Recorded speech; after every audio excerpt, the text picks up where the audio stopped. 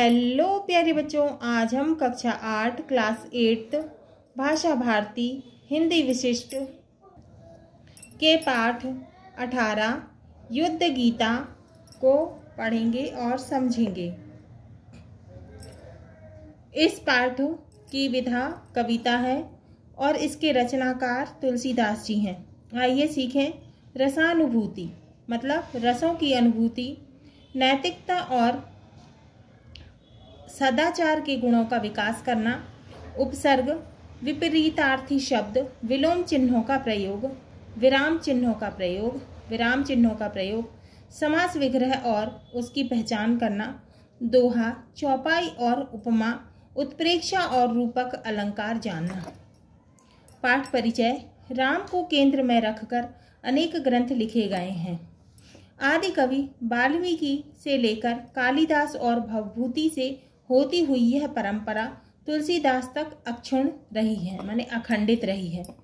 उसके संदर्भ में भूत, भविष्य और वर्तमान आदि की तथा देश काल की सब सीमाएं समाप्त हो जाती हैं। लंका के युद्ध क्षेत्र में रावण श्री राम से युद्ध करने के लिए अपने रथ पर आरूढ़ होकर आता है। तो लंका के युद्ध क्षेत्र में रावण जो है श्री राम से युद्ध करने के लिए अपने रथ पर चढ़कर बैठकर आता है। उसकी सेना विशाल है, बड़ी है। उसके साधन तथा युद्ध की तैयारी भी विशाल है। उसके पास कई साधन हैं और युद्ध की भी बहुत बड़ी तैयारी है। विभीषण उस दृश्य को देखकर हृदय में आतंकित हो जाता है और सोचता है। तो विभीषण इस दृश्य को देखता है और मन से आतंकित माने डर जाता है और सोचता है, क्या बिना साधनों के राम रावण को पराजित कर सकेंगे। तो वो मन में सोचता है, क्या बिना साधन के राम भगवान जो है वो रावण को हरा सकेंगे। वे अपना संशय राम के सम्मुख रख देते हैं। वो अपनी चिंता जो है ना, अपनी शंका जो है, अपना संदेह जो है वो राम भगवान के सामने रखते हैं। तब जिस तरह महाभारत युद्ध के आरंभ में श्री कृष्ण अर्जुन की शंकाओं का समाधान करने तथा मनोबल बढ़ाने के लिए गीता का उपदेश देते हैं, तब जिस तरह महाभारत के युद्ध के शुरू होने में श्री कृष्ण भगवान अर्जुन की शंकाओं का समाधान करते हैं, मतलब निदान करते हैं और उनकी कॉन्फिडेंस को बढ़ाने के लिए गीता का उपदेश देते हैं, उसी तरह रामचरितमानस में भी युद्ध के समय श्री राम विभीषण की आशंकाओं का समाधान करते हुए धर्म के उन आधारभूत तत्वों है ना। तो ये देखो चित्र में भगवान राम दिख रहे हैं, लक्ष्मण जी दिख रहे हैं और रावण दिख रहा है युद्ध करते हुए और ये सेनाएं दिख रही हैं। तत्वों शौर्य, धैर्य, सत्यशील, साहस, यम, नियम, दम, दया, परोपकारी आदि गुण माने शौर्य माने वीरता, धैर्य माने धीरज है ना का संदर्भ देकर कहते हैं कि इन सद्गुण रूपी धर्मरथ पर माने अच्छे गुण रूपी धर्म के रथ पर आरूढ़ होकर माने चढ़कर प्रत्येक बाह्य एवं आंतरिक शत्रु को जीता जा सकता है। बाहरी और आंतरिक शत्रुओं को माने अंदर के शत्रुओं को जीता जा सकता है। काव्यांश के आरंभ में राक्षस सेना के विशाल और भयंकर स्वरूप का दिग्दर्शन है। तो काव्यांश के पहले शुरू में राक्षस सेना के विशाल माने बहुत बड़े और भयंकर स्वरूप का बड़ा दर्शन है। वहीं वानर और भालुओं के उत्साह, उमंग और वीरता का भी मनोरम चित्रण है, माने बहुत अच्छा चित्रण है। इस काव्यांश में श्री राम द्वारा वर्णित धर्मरथ है ना, भगवान श्री राम के द्वारा वर्णन किया हुआ धर्मरथ के रूपक में जिस युद्ध गीता के सूत्रों को प्रतिपादित किया गया है, ये श्रीमद् भगवद गीता के सार तत्व की ओर भी संकेत करते हैं। तो पाठ को शुरू करते हैं।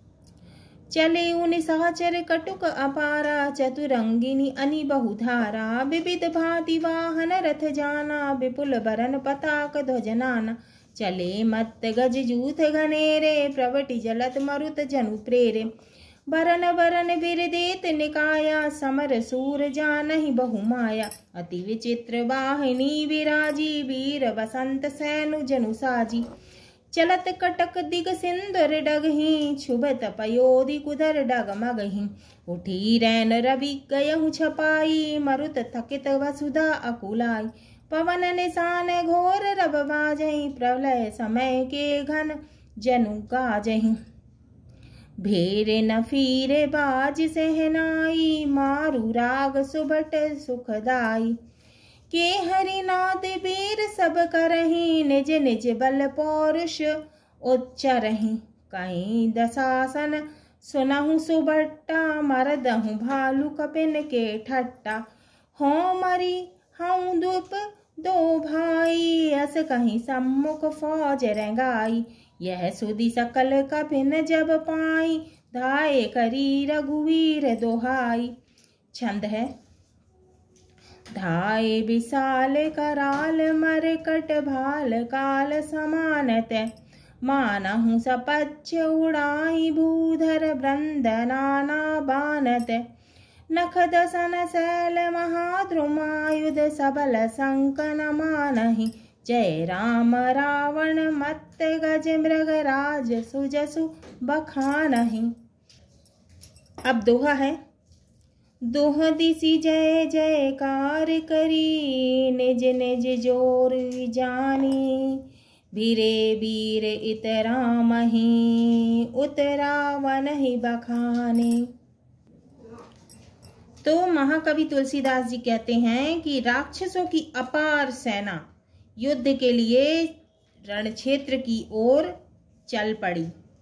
उनकी चतुरंगिनी सेना है। अनेक प्रकार के वाहन, रथ इत्यादि हैं।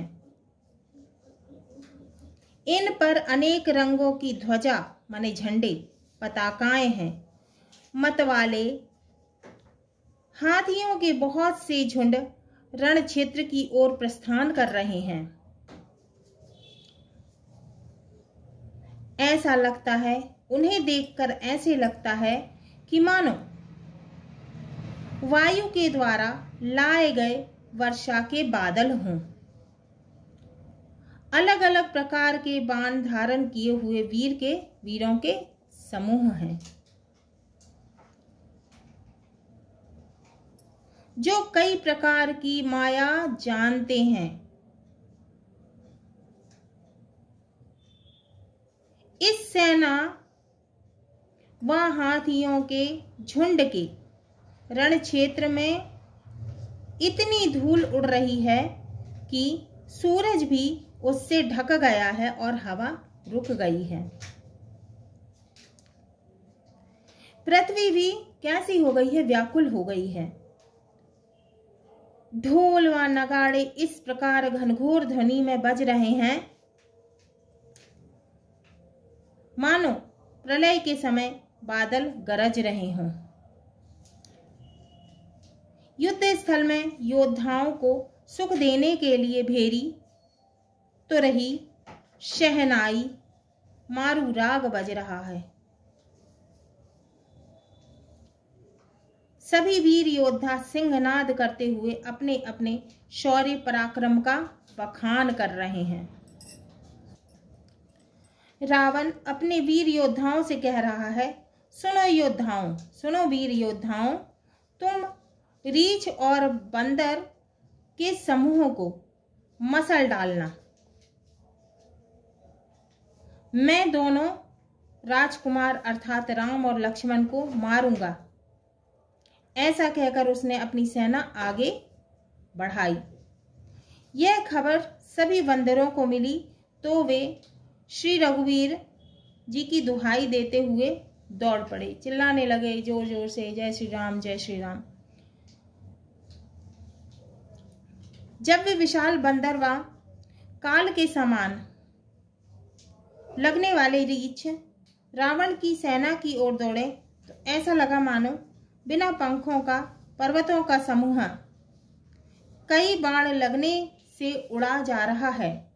उनके पास में क्या है? नाखून, दांत, चट्टान, विशाल वृक्ष ही उनके हथियार हैं। उन्हें किसी भी फौज का भय नहीं है। ये रावण रूपी हाथी की ओर सिंह के समान श्री राम की जय जयकार करते हुए दौड़े जा रहे हैं।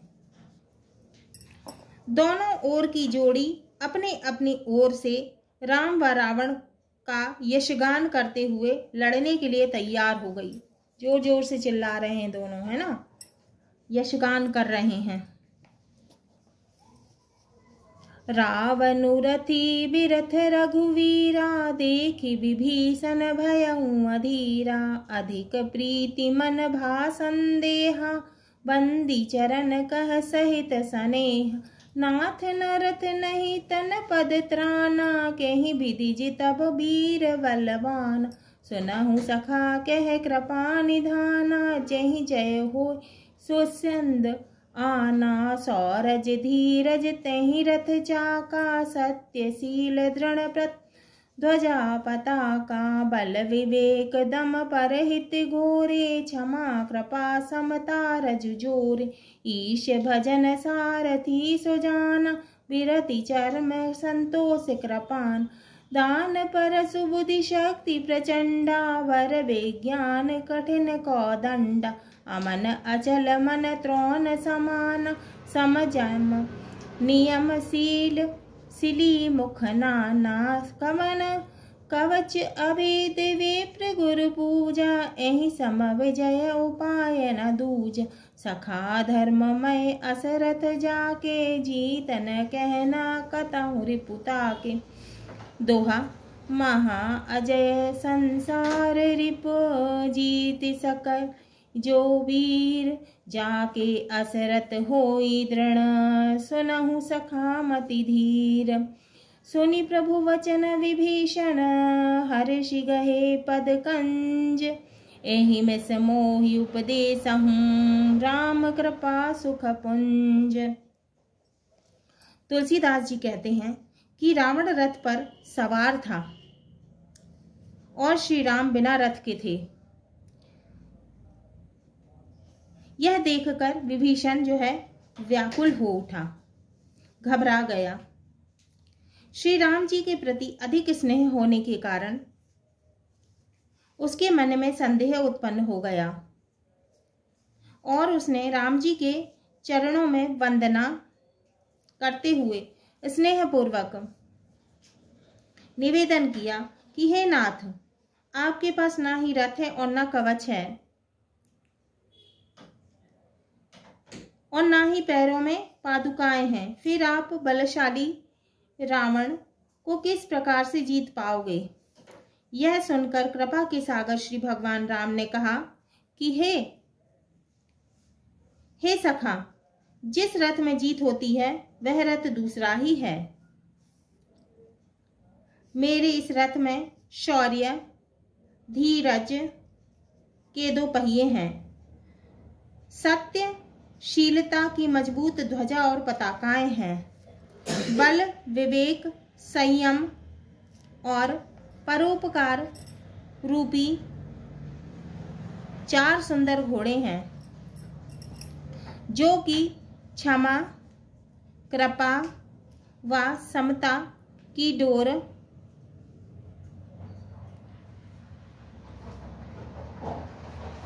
द्वारा रथ से जुड़े हुए हैं। ईश्वर भजन ही इसका सारथी है, वैराग्य इसकी ढाल, संतोष ही इसकी तलवार है। दान फरसा है, बुद्धि प्रचंड शक्ति है और श्रेष्ठ विज्ञान ही कठिन धनुष है। श्री राम जी विभीषण से कहते हैं कि निर्मल और स्थिर बुद्धि ही हमारा तर्कश है। तो क्या कह रहे हैं? निर्मल और स्थिर बुद्धि ही हमारा तर्कश है। संयम, अहिंसा और नियम अनेक प्रकार के बाण हैं। गुरु और ब्राह्मण की पूजा ही हमारा श्रेष्ठ कवच है। इसके समान विजय का कोई दूसरा उपाय नहीं है।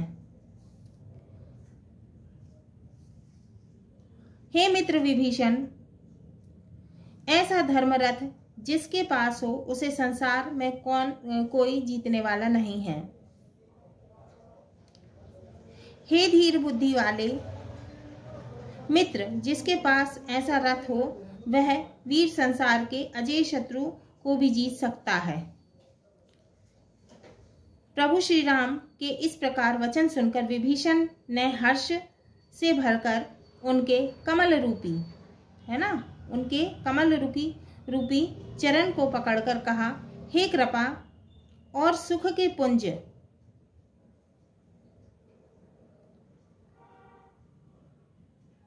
श्री राम जी, आपने इसी बहाने से मुझे अच्छा उपदेश दिया है। अब रथ के उपांग और धर्म रथ के उपांग। रथ के उपांग है, पहला है 2 पहिए, और धर्म रथ के उपांग है शौर्य और धैर्य, है ना, वीरता और धीरज। दूसरा है रथ के उपांग ध्वजा और पताका, झंडा, है ना, और धर्म रथ के उपांग है सत्य और शील। रथ के उपांग है तीसरा 4 घोड़े। धर्म रथ के उपांग है बल, विवेक, दम, इंद्रियों को जीतना और परोपकार। रथ के उपांग है चौथा डोरी। धर्म रथ के उपांग है क्षमा, दया और समता। रथ के उपांग है 5वां सारथी, और धर्म रथ के उपांग है ईश्वर भजन। रथ के उपांग है 6वां आयुध, इसमें ढाल, तलवार, फरसा, शक्ति और धनुष। और धर्म रथ के उपांग है वैराग्य, संतोष, दान, बुद्धि, श्रेष्ठ विज्ञान। रथ के उपांग है 7वां तरकश। धर्म रथ के उपांग है निर्मल और अचल मन। 8वां रथ के उपांग है बाण, और धर्म रथ के उपांग है यम, नियम और संयम। रथ के उपांग है 9वां कवच, और धर्म रथ के उपांग है ब्राह्मण और गुरुओं का पूजन। शब्दार्थ, पहला है निशाचर, उसका मतलब है राक्षस। ध्वजा का मतलब है पताका। जलद का मतलब है बादल। समर का मतलब है युद्ध। पयोधी का मतलब है समुद्र। घोर का मतलब है भीषण। नफीरी का मतलब है नफीर बाजा तुरही। दशानन का मतलब है रावण। कटक का मतलब है सेना। गज का मतलब है हाथी। प्रेरे का मतलब है प्रेरित करना। बहु का मतलब है बहुत। रेणु का मतलब है धूल। प्रलय का मतलब है विनाश। पौरुष का मतलब है पुरुषार्थ। मर्दहू का मतलब है मसल डालना। हाँ तो प्यारे बच्चों, ये हमारा पाठ 18 युद्ध गीता पूर्ण हुआ। अगले वीडियो में हम इसके प्रश्नों के उत्तर को हल करेंगे।